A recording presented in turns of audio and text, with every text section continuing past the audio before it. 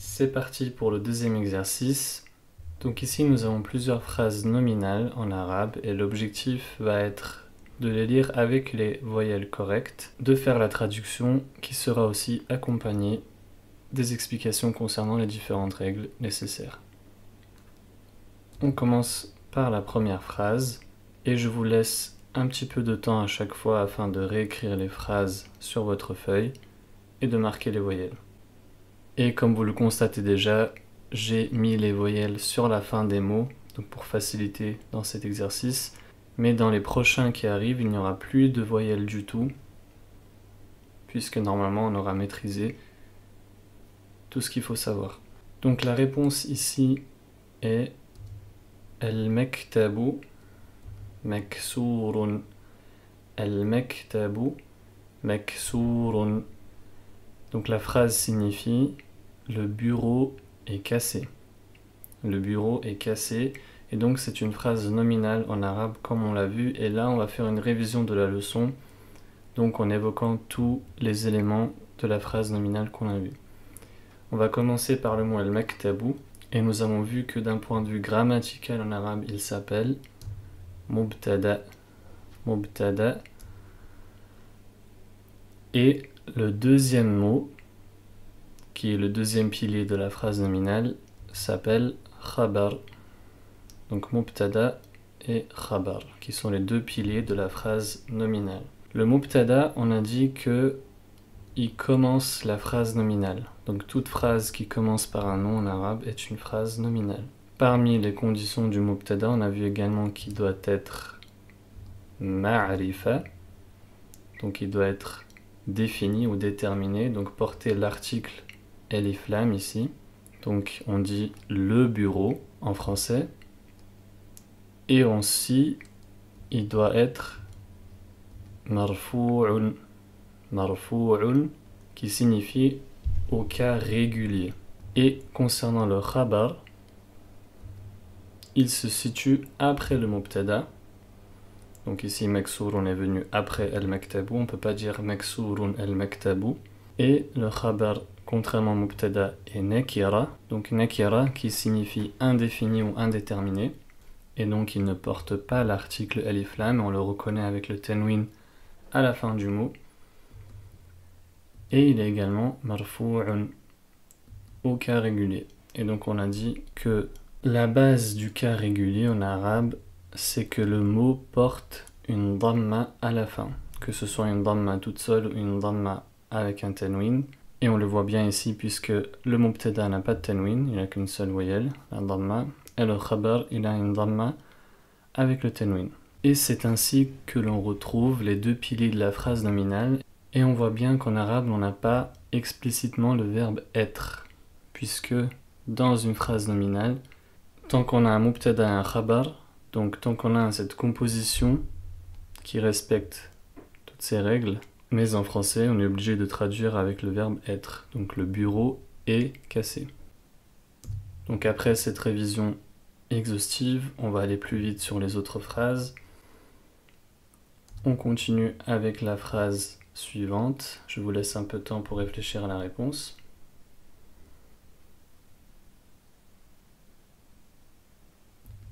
Al-mindilu nadhifun.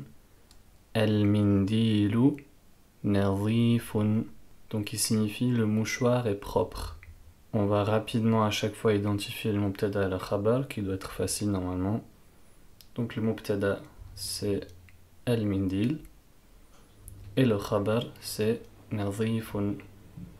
Et on revoit encore une fois qu'on n'a pas de verbe entre les deux, le verbe être, puisque la simple association d'un mubtada et d'un khabar nous donne une phrase complète. Et on a encore à chaque fois les conditions, donc le mubtada qui porte l'article, qui est ma'rifa, qui est marfou' avec une dhamma à la fin, et le khabar qui se situe après, qui est indéterminé, nakira, et qui est marfou' également. On poursuit, toujours dans la même logique. Je vous laisse un peu de temps pour trouver la réponse. Donc ici on a القميص وسخ. القميص وسخ. Donc qui signifie la chemise est sale. Encore une fois, on identifie rapidement le mubtada qui est al-qamis et wasikhun qui est le khabar. Et on retrouve toujours les conditions qu'on a vues précédemment. On poursuit avec la phrase d'après. Je vous laisse quelques secondes pour trouver les voyelles et la traduction. Donc, al-halibu baridun.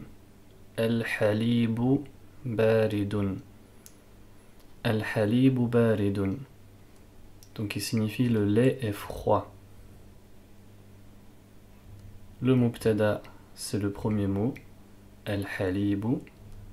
Et baridun est le khabar, qui est l'information qu'on donne sur le mubtada. Et le mubtada, c'est le mot qui porte l'intérêt de la phrase. Et encore une fois, on a bien les conditions qu'on a vues juste avant, donc sur le mubtada qui est ma'rifa, marfou' et le khabar qui est nakira et marfou' également. Je vais de plus en plus employer des termes en arabe simplement sans forcément les traduire à chaque fois, puisque c'est ainsi que vous allez vous habituer et mieux comprendre et maîtriser les différentes règles.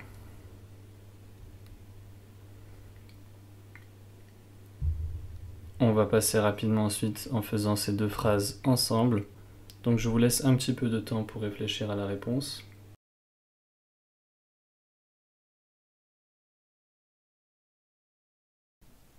Donc la première phrase, al-masjidu maftuhun.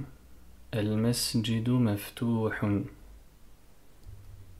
Al-masjidu, c'est le mubtada, et maftuhun est le khabar. Et la phrase signifie la mosquée est ouverte. Petite remarque, donc en arabe, la mosquée, c'est masculin. Mais on y reviendra sur la différenciation entre le masculin et le féminin dans une prochaine leçon. Et on a encore les conditions qu'on a vues juste avant. Et pour la phrase d'après, on a Al-hajaru kabirun. Al-hajaru kabirun. Donc qui signifie la pierre est grande. La pierre est grande.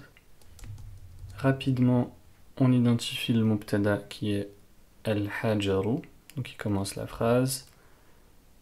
Et kabirun qui est le khabar, donc l'information qu'on donne sur la pierre. Et les deux remplissent bien les conditions du mubtada et du khabar. Ensuite, on a une phrase un peu plus longue. Je vous laisse le temps de réfléchir à la réponse. Donc ici, on va lire Al-halibu baridun wal-ma'u harrun. Al-halibu baridun wal-ma'u harrun. Donc il signifie le lait est froid et l'eau est chaude. Petite remarque sur le mot harrun, il faut bien prononcer la prolongation. On va pas dire harrun, mais harrun. Puisque harrun signifie chaud, donc quand quelque chose est chaud, c'est un adjectif. Alors que si on ne marque pas la prolongation, on va dire harrun, et har en arabe c'est la chaleur. Donc ici on a une association de deux phrases nominales qu'on a déjà vues dans une leçon avec la particule waw, donc qui sert à faire la coordination, donc la liaison entre deux mots, deux phrases. Mais ici je voulais faire une révision sur ce que je surligne ici en rouge, qui est ce qu'on appelle Hamzatul wasl. Hamzatul wasl. Puisque vous avez remarqué que j'ai lu wal ma'u. Je ne l'ai pas prononcé, alors que dans le premier mot j'ai dit el halibu. Donc j'ai mis une fatha dans le premier mot et pas sur le deuxième. Donc petite révision concernant ce hamza. Le hamza en arabe est de deux sortes. On a ce qu'on appelle hamzatul qata'. Donc il s'écrit de différentes manières, dont voici quelques-unes. donc qui est le petit, on va dire 4 incliné, ou la lettre Ayn un petit peu inclinée, et donc il peut avoir plusieurs supports, soit le alif, soit le waw, soit le ya, ou pas de support du tout, et qui porte les voyelles. Donc ici on dit a ou i, avec la seconde ça va être par exemple ba, sun, etc. Et hamzatul wasli, donc qui est une hamza en fait qui ne porte pas de voyelle dessus, et dans le Coran on la retrouve notamment avec ce petit signe qu'on a appelé al-wasla. Et donc quelle est la différence entre ces deux? Dans le premier cas, on va toujours prononcer cette hamza où qu'elle soit dans le mot. Donc ici par exemple à la fin on va dire sama'un, ou ici qara'a, yaqra'u, ou par exemple al-imamu. Donc on est obligé de prononcer la voyelle explicitement où que se situe la hamza dans le mot. Alors que dans le second cas, hamzatul wasl ne se prononce que au début d'une phrase, et on ne la prononce jamais entre deux mots ou entre deux lettres. Donc par exemple, ici on a le mot ismun qui signifie un nom. Et une autre petite remarque, en général hamzatul wasl au début il va porter une kasra, mais il y a d'autres règles qui vont faire qu'elle va porter soit une dhamma, soit une fatha. Donc par exemple pour ismun, elle porte une kasra, et on a vu que lorsque on a l'article, donc alif lam, on lui met une fatha, donc on dit el, et donc ici on a rajouté l'article sur le mot ism, donc on a deux hamzatul wasl, et nous allons prononcer le premier. Par contre, nous n'allons pas dire el ismu en faisant un soukoun sur le lam, mais on va vraiment lier et lire continuellement le mot. Donc on va dire el ismu, el ismu. Donc il faut que vous entendiez la différence entre el ismu ou entre el imamu, donc le mot qui est plus haut, et el ismu. Donc on va pas marquer de pause avant ce hamza, puisqu'en fait c'est comme si on l'ignorait. Donc comme si on mettait une kesra sur la lam. Donc on va dire el ismu. Et il serait faux de dire el ismu. Et enfin un dernier exemple où hamzatul wasl ne porte pas de kesra, mais une dhamma, et on va dire ukhruj, qui signifie sort. Donc voilà pour le petit rappel. N'hésitez pas à poser des questions si jamais il reste des points qui ne sont pas clairs. Il nous reste que 3 phrases. Donc la suivante, c'est une phrase longue, donc une association de 2 phrases nominales comme précédemment. Et je vous laisse un peu de temps pour trouver la réponse. Donc on lit Al-imamu jalisun wal-mudarrisu waqifun. Al-imamu jalisun wal-mudarrisu waqifun. Donc il signifie l'imam est assis et le professeur ou l'enseignant est debout. Si vous vous souvenez, on avait dit que waqifun provient du verbe waqafa qui signifie s'arrêter, mais il est aussi employé dans le contexte d'être debout. Et on avait vu qu'il y avait un autre mot plus précis, on va dire, pour dire debout, qui est qa'imun, du verbe qama, donc il signifie se mettre debout. On identifie le mubtada dans la première phrase qui est al-imam, le khabar est jalisun, donc l'information qu'on donne sur l'imam c'est qu'il est assis, et également pour le professeur qui est le mubtada, donc dans la deuxième phrase, et waqifun qui est le khabar, donc l'information qu'on donne sur l'enseignant. Et ici on va mettre en valeur les deux hamzatul wasl comme vu précédemment, et hamzatul qat' en bleu, donc dans le mot al-imamu, pour que vous voyez la différence entre les deux. Et enfin les deux dernières phrases, et ici il n'y a pas de voyelle du tout, donc à partir de maintenant il faudra s'habituer à ce qu'il n'y ait plus de voyelles sur les mots qu'on connaît et qui portent sur des règles qu'on a vues, puisque dans la majorité des ouvrages arabes, vous ne retrouverez pas de voyelles, à moins que cela est nécessaire sur des mots compliqués ou des tournures qui peuvent prêter à confusion. Donc ici, je vous laisse un peu de temps pour trouver la réponse.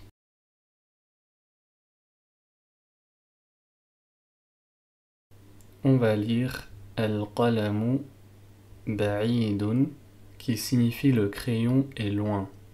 Donc Al-qalamu est le mubtada, ba'idun est le khabar, et ils remplissent bien les conditions qu'on avait vues tout au long de cet exercice. Le mubtada qui est ma'rifa, il a l'article, il est marfou', donc il porte une dhamma, et ba'idun qui est nakira, et qui est également marfou'. Et la deuxième phrase, on a Al-mudarrisu jadidun. Al-mudarrisu jadidun. Donc il signifie l'enseignant est nouveau. Al-mudarrisu est le mubtada et jadidun est le khabar, et tous les deux remplissent les conditions comme la phrase d'avant. Et encore une fois, on ne retrouve pas le verbe être entre les deux mots, puisque la simple association d'un mubtada et d'un khabar constitue une phrase complète en arabe. Donc une phrase constituée de seulement deux noms peut être complète en arabe si elle remplit les conditions donc qu'on a vues, donc si on a un mubtada et un khabar.